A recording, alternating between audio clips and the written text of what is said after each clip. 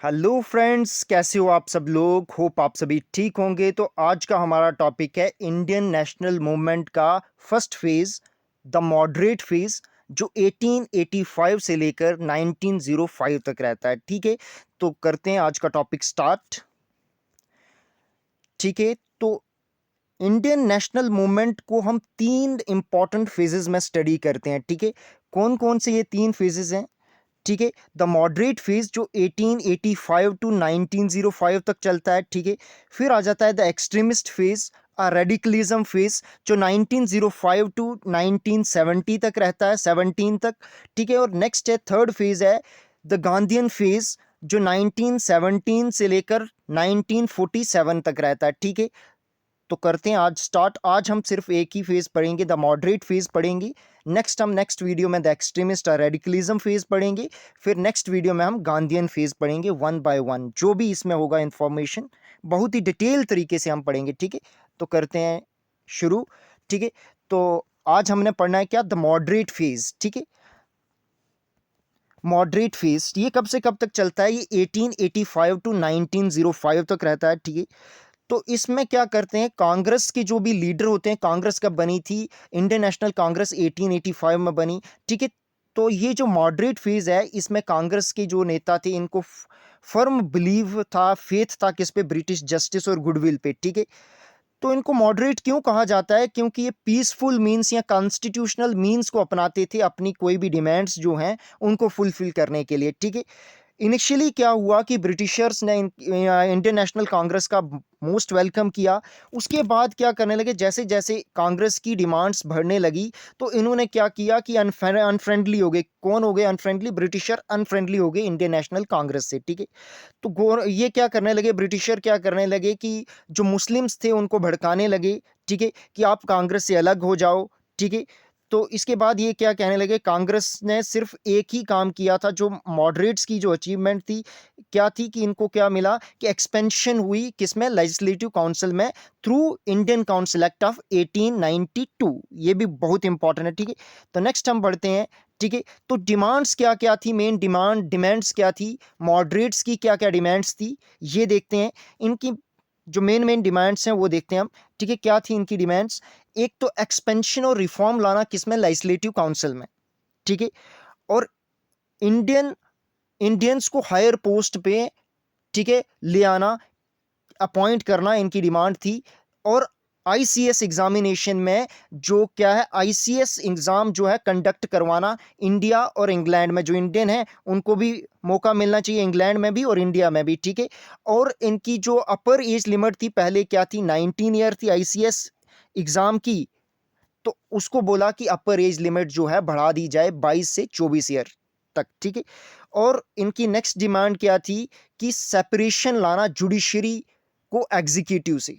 ठीक है, और मोर पावर किसको दी जाए, लोकल बॉडीज को दी जाए। ठीक है, मोर पावर किसको दी जाए, लोकल बॉडीज को दी जाए। ठीक है, इनकी डिमांड्स थी ये। ठीक है, उसके बाद जो लैंड रेवेन्यू थे, या जो प्रोटेक्शन ऑफ पीजेंट को दी जाए, क्योंकि जो लैंड रेवेन्यू जो टैक्स लगा रहे थे लैंडलॉर्ड एक ज़मींदार पे, पीजेंट्स पे, तो उनको उनको क्या किया जाए, कम किया जाए। ठीक है, और उसके बाद अबॉलिशन ऑफ सॉल्ट टैक्स, जो सॉल्ट पे जो टैक्स लग रहे थे या शुगर पे जो ड्यूटी लग रही थी उनको ख़त्म किया जाए। ठीक है, और freedom of speech and expression दिया जाए लोगों को। ठीक है, और जो स्पेंडिंग कर रहे थे ब्रिटिशर्स आर्मी में, एक्सेसिव स्पेंडिंग हो रही थी, ठीक है, उसको भी कम किया जाए। ये थे मेन डिमांड्स किसके, मॉडरेट्स के। ठीक है, तो नेक्स्ट पढ़ते हैं हम।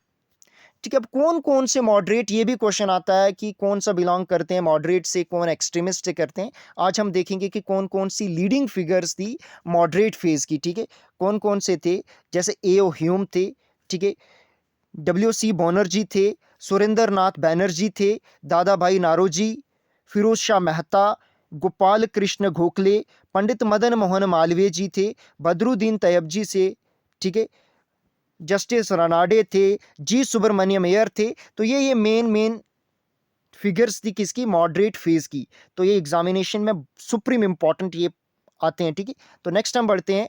ठीक है, तो वन बाय वन हम देखते हैं क्या क्या इनके कंट्रीब्यूशन रहे, जो भी मॉडरेट के लीडर्स थे, ठीक है। तो पहले पढ़ते हैं WC बनर्जी, ये क्या थे, ये फर्स्ट प्रेसिडेंट थे इंडियन नेशनल कांग्रेस की, ठीक है। और इन्होंने कंटेस्ट लड़ा था इलेक्शन कहाँ पे, ब्रिटिश हाउस ऑफ कॉमन्स में। फर्स्ट इंडियन थे जिन्होंने कंटेस्ट लड़ा था इलेक्शन, ठीक है। बट क्या हुआ कि ये डिफीट हो गए थे। तो किससे हुए थे डिफीट, चार्लिस काइजर से डिफीट हुए थे, किससे, चार्लिस काइजर से, ठीक है। उसके बाद नेक्स्ट हम पढ़ते हैं सुरेंद्र नाथ बैनर्जी के बारे में, ठीक है। इनको इंडियन बुरके भी कहते हैं। क्यों कहते हैं इंडियन बुरके, क्योंकि बुरके एक इरिश मेंबर ऑफ पार्लियामेंट रहे हैं जिनने बहुत इंपॉर्टेंट रोल रहा है जिनका इरिश इंडिपेंडेंस में, ठीक है। किससे इंडिपेंडेंट हुई थी इरिश, कहाँ से, ब्रिटेन से हुई थी 18th सेंचुरी में, ठीक है। और इन्होंने बहुत फॉर्मली अपोज किया था किसको, पार्टीशन ऑफ बंगाल को। इनका न्यूज़पेपर है, क्या है, बंगाली एक इनका न्यूज़पेपर आता है, ठीक है, था तब उन्होंने पब्लिश किया था न्यूज़पेपर। और इंडियन नेशनल एसोसिएशन 1876 में इन्होंने फाउंड की, इंडियन नेशनल एसोसिएशन, ठीक है। उसके बाद इनका नाम किसके, इंडियन नेशनल कॉन्फ्रेंस के साथ भी आता है, जो बाद में मर्ज हो गई थी इंटरनेशनल कांग्रेस के साथ 1886 में, ठीक है। तो नेक्स्ट हम पढ़ते हैं, ठीक है, दादा भाई नारोजी के बारे में, ठीक है। दादा भाई नारोजी भी one of the leading figure थे किसके, मॉडरेट फेज की, ठीक है। इनको grand old man of India के नाम से भी जाना जाते हैं, ठीक है। और इनको अनऑफिशियल एम्बेसडर इन इंग्लैंड में बोला जाता है, ठीक है। इनके 3 टाइम ये INC इंडियन नेशनल कांग्रेस के प्रेसिडेंट बने, कब कब, 1886 में, 1893 और 1906 में, ठीक है। इनकी पब्लिकेशंस हैं, 2 पब्लिकेशन है, वॉइस ऑफ इंडिया और रस्त गुफ्तार, ये गुजराती में है। सुप्रीम इंपॉर्टेंट पॉइंट है, ये बहुत बार एग्जामिनेशन में पॉइंट पूछा गया है। तो ठीक है, ये फर्स्ट इंडियन थे जो बने मेंबर किसके, ब्रिटिश हाउस ऑफ कॉमन्स के, ठीक है। और दादा भाई नारोजी की एक बहुत फेमस बुक है, poverty and un British rule in India, ठीक है। तो इन्होंने बताया कि किस तरीके से जो वेल्थ है, इंडियन की वेल्थ, वो किस तरीके से ड्रेन हो रही है, ठीक है, इंग्लैंड के लिए, थ्रू सैलरीज, सेविंग, पेंशन, या पेमेंट ऑफ ब्रिटिश ट्रुप्स जो हैं इन भारत में उनको, या प्रॉफिट जो भी बिजनेस में ब्रिटिश कंपनीज जो लेके जा रही हैं वो भी, ठीक है। तो ठीक है, तो ब्रिटिशर ने एक वेबली कमीशन लाया था, वेलबी कमीशन, उसके भी मेंबर रहे हैं कौन, दादा भाई नारोजी, ठीक है। तो नेक्स्ट हम पढ़ते हैं किसके बारे में, गोपाल कृष्ण गोखले। गोपाल कृष्ण गोखले जी के बारे में पढ़ते हैं। तो इनके गुरु कौन थे, गोपाल कृष्ण गोखले के गुरु कौन थे, MK रनाडे इनके पॉलिटिकल गुरु थे, गोपाल कृष्ण गोखले के। और गोपाल कृष्ण गोखले किसके पॉलिटिकल गुरु थे, मोहनदास करमचंद गांधी जी के, ठीक है।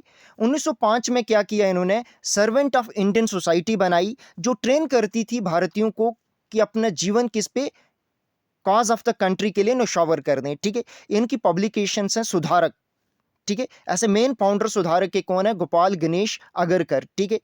उसके बाद पंडित मदन मोहन मालवीय के बारे में पढ़ते हैं। इनको महामान्य के नाम से जाने जाते हैं, ठीक है। और इन्होंने फाउंड की थी, ये फाउंडर थे किसके, बनारस हिंदू यूनिवर्सिटी के, ठीक है। फिर नेक्स्ट पढ़ते हैं जी सुब्रमण्यम एयर, ठीक है। इनको grand old man of south India बोला जाता है, ठीक है। और इनके न्यूज़पेपर थे द हिंदू, जो आज भी चल रहा है इंग्लिश में, ठीक है। और स्वदेश मित्रम, ठीक है, स्वदेश अमृतम, अमृतम, ठीक है, ये तमिल लैंग्वेज में था, ठीक है। तो ये हमने पढ़े मॉडरेट के लीडिंग फिगर्स, ठीक है। अब अचीवमेंट ऑफ मॉडरेट्स देखते हैं कि क्या क्या अचीव, क्या क्या किया मॉडरेट्स ने, ठीक है। मॉडरेट्स ने एक नेशनल अवेकनिंग की, ठीक है, जो आम लोगों के दिल में देश प्रेम की भावना जागृत की, ठीक है। इन्होंने बहुत सारे आइडिया जो है पॉपुलराइज्ड किए, जैसे डेमोक्रेसी, सिविल लिबर्टी, ठीक है, और रिप्रेजेंटेटिव इंस्टीट्यूशंस, ठीक है। उसके बाद इन्होंने क्या किया कि इन्होंने दिखाया कि किस तरीके से ब्रिटिशर्स इंडियन को एक्सप्लॉइट कर रहे हैं। जैसे दादा भाई नारोजी की book poverty and British rule in India, उन्होंने बताया कि किस तरीके से ड्रेन ऑफ वेल्थ हो रही है, ठीक है, भारत से, ठीक है। उसके बाद जैसे MG रनाडे हो गया, गोपाल कृष्ण गोखले, इन्होंने बड़े सोशल रिफॉर्म्स चलाए, ठीक है, जैसे चाइल्ड मैरिज के अगेंस्ट, ठीक है। और ठीक है, फेवर में विडो रिमैरिज के फेवर में, चाइल्ड मैरिज के अगेंस्ट, ठीक है। और सिर्फ ये सक्सीड किस में हुए थे मॉडरेट्स, कि सिर्फ एक्सपेंशन हुई थी कि इसमें लेजिस्लेटिव काउंसिल में, through Indian council act of 1892। Next हम देखते हैं, ठीक है। तो लॉर्ड कर्जन के बारे में देखते हैं, ठीक है। क्या है कि 1899 और 1905 में लॉर्ड कर्जन जो रहे वाइस राय रहे इंडिया के, ठीक है। तो इन्होंने क्या क्या रिफॉर्म लाए, ठीक है। इन्होंने रिफॉर्म लाए जैसे कोलकाता कॉरपोरेशन एक्ट 1899, ठीक है। North west frontier province in 1901, appointment of police commission 1902, appointment of university commission 1902 and Indian university act 1904। उसके बाद क्या लाया इन्होंने, इन्होंने establishment of department of commerce and industry, department of agriculture, agriculture reform लाए, ठीक है। एंशियंट मोनूमेंट प्रिजर्वेशन एक्ट 1904 में लाया इन्होंने, ठीक है। Young husband invasion of Tibet act 1904 लाया, और पार्टीशन ऑफ बंगाल के साथ भी इन किसने पार्टीशन ऑफ बंगाल किसने की थी, लॉर्ड कर्जन ने, ठीक है। तो नेक्स्ट हम पढ़ते हैं, ठीक है, वन बाय वन एक एक देखते हैं। जैसे कोलकाता कॉरपोरेशन एक्ट जो था 1899 में आया था, ठीक है। इसने क्या किया था कि इलेक्टेड मेंबर्स को जो स्ट्रेंथ थी ना उसको रिड्यूस्ड करके जो ऑफिशियल मेंबर थे उनको इंक्रीज किया, ठीक है। कर्जन ने मोर रिप्रेजेंटेशन दी इंग्लिश पीपल को as against to Indians under Kolkata corporation, ठीक है। जो रिवाइव इसने क्या किया, रिवर्स्ड काम किए जो लॉर्ड रिपन ने क्या किए थे, representation of Indian local bodies को जो रिप्रेजेंटेशन दी थी, इसने इसके अगेंस्ट काम किए, किसने, लॉर्ड कर्जन ने, ठीक है। तो नेक्स्ट हम पढ़ते हैं, ठीक है। पुलिस कमीशन एक्ट आया, ठीक है, 1902 में, ठीक है। किसकी चेयरमैनशिप में आया, सर एंड्रयू फ्रेजर की, ठीक है। तो इसने क्या किया कि बहुत सारे ट्रेनिंग स्कूल्स जो हैं इंस्टीट्यूट किए भारत में, किसके लिए, ऑफिसर और कांस्टेबल्स के लिए, और इंट्रोड्यूस की प्रोविंशियल पुलिस सर्विस इंट्रोड्यूस्ड की। नेक्स्ट हम पढ़ते हैं, ठीक है। तो नेक्स्ट देखते हैं Indian university act 1904, very very very supreme important, ठीक है। तो कर्जन का बिलीव था कि जो यूनिवर्सिटीज़ थी ना वो क्या कर रही थी तब की क्रांतिकारी नेताओं को जन्म दे रही थी, तो उसने कहा कि क्यों ना एजुकेशन सिस्टम को थोड़ा चेंज किया जाए, ठीक है। तो जिसके तहत रेले कमीशन आया 1902 में, ठीक है। उसको बोला गया कि आप इंटायर यूनिवर्सिटीज़ में जाएं और देखें कि किस तरीके से क्या क्या चल रहा है यूनिवर्सिटीज़ में, ठीक है। उसकी कमीशन की रिकमेंडेशन पे लॉर्ड कर्जन ने क्या किया, इंडियन यूनिवर्सिटी एक्ट लाया 1904 में, ठीक है। उसके बाद क्या हुआ कि इसने क्या किया, इस एक्ट ने क्या किया कि यूनिवर्सिटीज़ को under the control of government लाया, ठीक है। तो नेक्स्ट हम पढ़ते हैं इसकी की प्रोविजंस जो थी इंडियन यूनिवर्सिटी एक्ट ऑफ 1904। तो देखते हैं इसमें क्या मोर अटेंशन दी रिकमेंड की गई, इसने क्या बोला गया कि मोर अटेंशन किसको देनी है, स्टडी और रिसर्च को, ठीक है। तो जो भी प्रोफेसर थे, ठीक है, यूनिवर्सिटीज़ के, उनकी जो टेन्योर था उसको रिड्यूस कर दिया गया, ठीक है। और वो भी जो प्रोफेसर होंगे वो कौन नॉमिनेट करेगा, वो गवर्नमेंट करेगी, ठीक है। तो कैंडिडेट, ठीक है, उनको रिस्ट्रिक्ट किया गया, कोई भी जो प्राइवेट कॉलेजेस थे उनको रिस्ट्रिक्ट किया गया, ठीक है। और 5 लाख रुपए दी गई पर एनम देने का वादा किया, देते जाने लगे, ठीक है। कब, किसको, हायर एजुकेशन और यूनिवर्सिटीज़ को, ठीक है। कर्जन का मेन मोटिव क्या था कि क्वालिटी और एफिशिएंसी लाना तो एक सेकेंडरी था, बट मेन मोटिव क्या था कि जो इंडियन एजुकेशन सिस्टम है उसको रिस्ट्रिक्ट करना और लॉयल बनाने, जो भी लोग पढ़ रहे हैं उनको लॉयल बनाना ब्रिटिशर्स के लिए, ब्रिटिश गवर्नमेंट के लिए, ठीक है। नेक्स्ट हम पढ़ते हैं एग्रीकल्चर रिफॉर्म लाएगी, ठीक है। पर ये नाम के ही जो रिफॉर्म थे, एक्चुअल में बहुत से फेमाइन आए, जैसे कि ग्रेट फेमाइन आया 1896-97 में, फिर 1899-900 में लाया, ठीक है। इसके तहत क्या हुआ कि एग्रीकल्चर रिफॉर्म में पंजाब लैंड एलिनेशन एक्ट लाया 1900 में, जिसमें क्या करता था, ये प्रोहिबिट करता था सेल ऑफ एग्रीकल्चर लैंड्स, ठीक है, ठीक है। और बहुत सारे agriculture land agriculture banks established हुए, ठीक है। 1904 में कोऑपरेटिव क्रेडिट सोसाइटीज़ एक्ट पास हुआ, ठीक है। तो डिपार्टमेंट ऑफ एग्रीकल्चर एस्टेब्लिश्ड हुआ, ठीक है। तो और क्या फाउंड हुआ, ठीक है, एग्रीकल्चर रिसर्च इंस्टीट्यूट कहाँ पे, पूसा में, जो बिहार में एक सिटी है, ठीक है। कब, 1905 में बाद में ये शिफ्ट कर दिया गया था, इसका हेडक्वार्टर कहाँ पे, दिल्ली में, ठीक है। तो नेक्स्ट हम पढ़ते हैं, ठीक है। उसके बाद क्राइम एंड इन्वेस्टिगेशन, ठीक है, क्रिमिनल इन्वेस्टिगेशन डिपार्टमेंट ओपन किया गया हर एक डिस्ट्रिक्ट में, ठीक है, ठीक है। और 1901 में क्या, इंपेरियल क्रेडिट क्रॉप सेटअप किया, ठीक है, आईसीसी, ठीक है। और नेक्स्ट इनके क्या रिफॉर्म थी, एंशिएंट मॉन्यूमेंट एक्ट 1904 लाया गया कर्जन के द्वारा, ठीक है। कर्जन बहुत पैशनेट थे, जो हिस्टोरिकल मॉन्यूमेंट है ना उनकी इंपॉर्टेंस के लिए बहुत पैशनेट थे, ठीक है, बहुत इंटरेस्ट रखते थे हिस्टोरिकल मॉन्यूमेंट्स के लिए, ठीक है। तो उनके पहले भी कोई ऐसा वाइसरॉय नहीं आया और बाद में भी ऐसा कोई वाइसरॉय नहीं आया जिनको इतना इंटरेस्ट था आर्कियोलॉजिकल ऑब्जेक्ट के लिए, ठीक है। उसके बाद इन्होंने ऑब्लिगेटरी कर दिया गवर्नमेंट और लोकल बॉडीज को कि आपको प्रिजर्व करने हैं मॉन्यूमेंट ऑफ आर्कियोलॉजिकल इंपॉर्टेंस, ठीक है। उसके बाद sedition act and the official secrets act 1904 लाया गया। ये बहुत इंपॉर्टेंट एक्ट था, sedition act and official secrets act 1904, ठीक है। इस एक्ट के तहत जो इंडियन प्रेस थी ना, उसकी पावर्स को, उसकी फ्रीडम्स को कर्टेल कर दिया गया, ठीक है। और जो भी गवर्नमेंट की काम होंगे उसको लीक नहीं करना होगा इसके अंडर। अगर कोई लीक करता है तो उसको बहुत ही पुनिश्ड किया जाएगा बेरहमी के साथ, ठीक है। तो ये मेन एक्ट थे। अब देखते हैं कि इनका एक और मेन जो रिफॉर्म रही है वो पार्टीशन ऑफ बंगाल। जो कब हुई है पार्टीशन ऑफ बंगाल? 16 अक्टूबर 1905।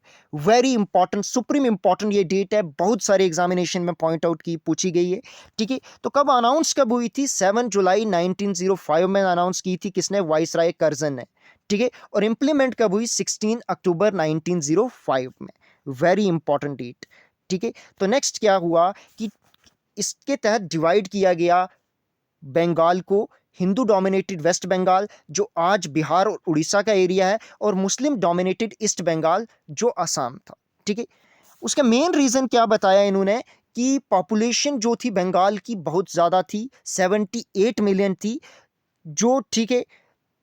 तो उसको जो है इतनी बड़ी पॉपुलेशन को एडमिनिस्टर करना बहुत मुश्किल था। तो इसलिए इन्होंने क्या कहा कि पार्टीशन ऑफ बंगाल, ठीक है। तो उसके बाद कहीं हद तक तो ये बात सच भी थी, बट कर्जन का रियल मोटिव क्या था कि जो बंगाली नेशनलिज्म था, उनकी यूनिटी थी, जो हिंदू मुस्लिम की यूनिटी थी, उसको तोड़ना और ब्रिटिशर के एनॉर्मस पावर को दिखाना, ठीक है। मेन मकसद था पार्टीशन ऑफ बंगाल का, ठीक है। तो नेक्स्ट हम पढ़ते हैं क्या क्या रिजल्ट हुए पार्टीशन ऑफ बंगाल के। तो क्या हुआ कि बहुत सारे इसके बाद लोग एंटी पार्टीशन एजिटेशन, ठीक है, स्वदेशी मूवमेंट हुए, ठीक है। इसके बाद ही जो second phase of Indian national movement है होता है राइज ऑफ एक्सट्रीमिज्म रेडिकलिज्म जो आया, जो 1905 से 1917 तक चला, ठीक है, वो आया, ठीक है। रविंद्रनाथ टैगोर जी ने एक सॉन्ग लिखा अमर सोनार बांग्ला, जो बाद में क्या हुआ बांग्लादेश का नेशनल एंथम बना 1971 में, ठीक है, जब पाकिस्तान से बांग्लादेश आज़ाद हुआ, ठीक है, with the help of India, ठीक है। रविंद्रनाथ टैगोर ने रक्षाबंधन राखी उत्सव को एक सिंबलाइज किया कि हिंदू मुस्लिम में यूनिटी। इसके बाद लोगों ने आपस में हिंदू मुस्लिम ने एक दूसरे के कलाइयों पे राखी बांधी। कब? अक्टूबर 16 1905 में। किस तरीके से यूनिटी की किसके अगेंस्ट खड़े हो जाए? बंगाल पार्टीशन के अगेंस्ट, ठीक है। तो आज हमने देखा, ठीक है, आज हमने क्या देखा? Moderate phase of Indian national movement देखा जो 1885 से लेकर 1905 तक रहा। उसके बीच में जो भी इंसिडेंट इंसिडेंट हुए हैं उन सब की हमने डिटेल में डिस्कशन की। ये notes very very supreme important हैं। आपके सभी क्वेश्चन एग्जामिनेशन में जो भी आएंगे वो यहीं से आएंगे, ठीक है। अगर आपको ये वीडियो अच्छी लगी हो तो लाइक करें, शेयर करें, सब्सक्राइब करें हमारे चैनल को। अगर कोई क्वेरी है तो कमेंट करें, हम आपकी क्वेरी का जल्दी आंसर देंगे, ठीक है। तो अगर आपको ये वीडियो अच्छी लगी हो अपने फ्रेंड्स के साथ शेयर करें ताकि वो भी बेनिफिट ले सकें। मैं डिस्क्रिप्शन में टेलीग्राम ग्रुप का लिंक दे दूंगा, आप उसको भी ज्वाइन कर सकते हो।